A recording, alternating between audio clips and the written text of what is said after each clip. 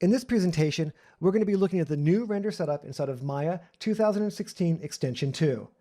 Render setup makes it quicker and easier to render and manage complex scenes, bringing a modern approach to adding shot-based overrides to your files. We're going to be using the render setup to segment my file and show you the workflow of adding overrides to lights and shaders. The first thing we need to do is add a new render layer into our scene. As soon as we make that render layer, we can view it by clicking the eyeball icon. And what happens is my viewport goes blank because we haven't made any relationships to this render layer. We haven't populated it with any of the data in our scene yet. So to do that, all we have to do is add on a collection. We can add objects to the collection in two different ways. We can simply drag and drop an object from the outliner onto the collection to make the relationship, or we can use expressions to add objects to collections and remove objects from collections. And this is possible because render setup is based on a name system. That's what makes it so powerful and so flexible. It gives it the ability to dynamically update, making sure that you're constantly changing data in your pipeline is handled elegantly. So let's check that out in context. I'm going to write a simple expression to add in my two spaceships. So I'm just going to do dr with a star, a wildcard after that, to go ahead and add in Dreadnoughts 12 and Dreadnoughts 12B into this collection. So what we've got going on now is we've got a render layer and we have a collection with some geometry on it, but what we haven't done is added any lights to this render layer. It looks a little bit like there's light in my scene, but that's just because I have some hardware fog in the viewport. So what I want to do is start to create another collection that's going to add the lights to this render layer, and I'm going to use a template to help me speed that up. Templates are a really powerful part of what render setup brings to the table. You can save templates out for your collections as well as your render layers. They're just simple JSON files. So the idea behind this is after you've taken your time to develop a really complex render setup, you can take that work and replicate it across your shot in your show. Very powerful, very elegant workflow. So I'm going to just go ahead and bring in this template lights. And what that does is it's in italic, so it's showing me that it's an imported in template. And it's just a dynamic expression that's looking for all the lights in my scene. So starlight star, they're automatically getting grabbed and thrown onto this new render layer. Pretty straightforward. So what that means is because it's a dynamically added light to the collection using these wildcards, if I start to add more lights into my scene, they're automatically going to get populated onto that collection. So let's check that out. I'm going to use the light editor to help me do that. So this is another new feature in 2016 Extension 2. The light editor consolidates all your lighting information into a nice little window that lets you work with them very efficiently and elegantly. So we're just going to create a new spotlight in our scene. And we'll go and we'll scale that guy up. And you can see that that spotlight was automatically added into that collection, again, because of that wildcard expression. And the next thing that I want to do is I want to just view this spotlight using our look-through camera here to kind of position that light over here. And we'll just kind of backfill this ship here. So that looks pretty cool. So the next thing that we're going to do is we're going to start to do some overrides. I want to pump all the lights in my scene a given percentage. The director comes in, looks great, I want it brighter or I want it darker. So we want to do an override on the lights. The thing that's kind of cool is we've got all of our lights collected for us and populated onto this collection lights. So what I'm going to do is I'm actually going to grab this guy and I'm going to make a relative override of all the intensity values. So we're going to switch the override attribute type to relative. We'll just grab something like a spotlight.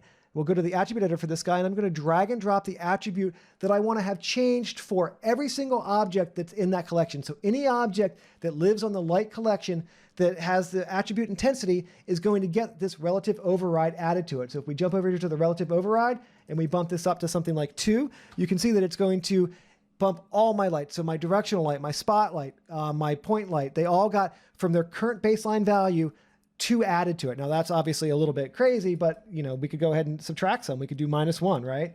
It's very fast and very easy to work with these overrides because of their flexibility. So that gives you a quick example of how we can use overrides to start to make quick changes to our scene here. Now, obviously, as I'm doing something like this, we always have the ability to turn on and off the effect of a given override or a given collection for that matter. So we can solo collections, we can mute the effects of objects on collections or overrides on collections. It's extremely powerful and very elegant to work for. So we're going to turn off that intensity override because I don't want my scene to be all blown out.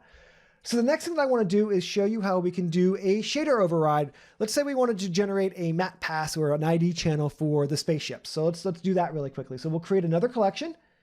Pretty straightforward. We'll just call this one ships. And I'm going to add to this collection these guys here. So Notice that objects can live in multiple collections. And with that collection added, we'll just kind of solo that guy so you can see that it's just the ships, and we'll actually put the lights on too.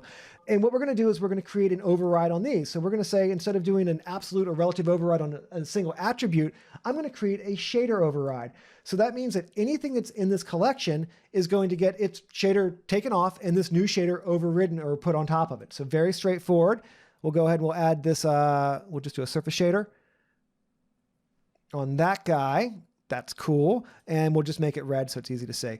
So now we've got that shader override happening. We'll go back to our collection, turn that guy on so you can see the effect of all of these collections kind of turned on. And like I said, if I don't like what this collection's doing, I don't like that override, I can just turn that override off.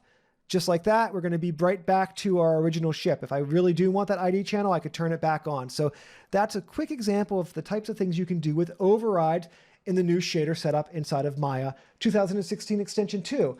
Now, there's a couple of other little things I want to touch on briefly. There's been a lot of nice subtle changes made to the outliner, specifically to help them work efficiently with the render setup. So you can see that we have a new filtering bar. So right now we're filtering out the master layer. But if I wanted to, I could say, you know what? Show me inside my current render setup layer. So if I do that, it's going to basically go through and just only show things that have been added to the current selected render layer. Pretty straightforward. Another thing that's kind of cool about this is they've also added the ability to actually get directly to your shaders in the outliner. So lots of little subtle tweaks and changes that makes the whole overall workflow when doing render setup that much more efficient and that much more elegant. So the last thing that I want to talk to you about really quickly is the ability for Maya to handle namespaces and the render setup system to handle namespaces and referencing efficiently, because again, it's based on this naming workflow, so it just doesn't break. And that's really the key concept here.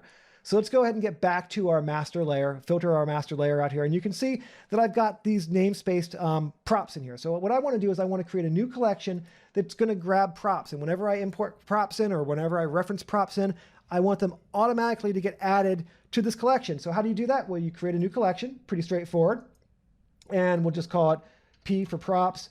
And I'm going to create an expression, a dynamic expression for this guy. So we're going to say PROP and then colon for namespace and then a star. And then I've always got a second namespace here. So I kind of have my first namespace and my second namespace. So I just need to do colon after that, and then another star and hit the return key. And just like that, we've now added in this dynamic expression that's going to, if we turn the display of that layer on, it's going to go through and grab that table. It's going to grab those props. And let's not keep our ships red. Let's turn that off. I don't like those guys being red. So pretty straightforward. I like that.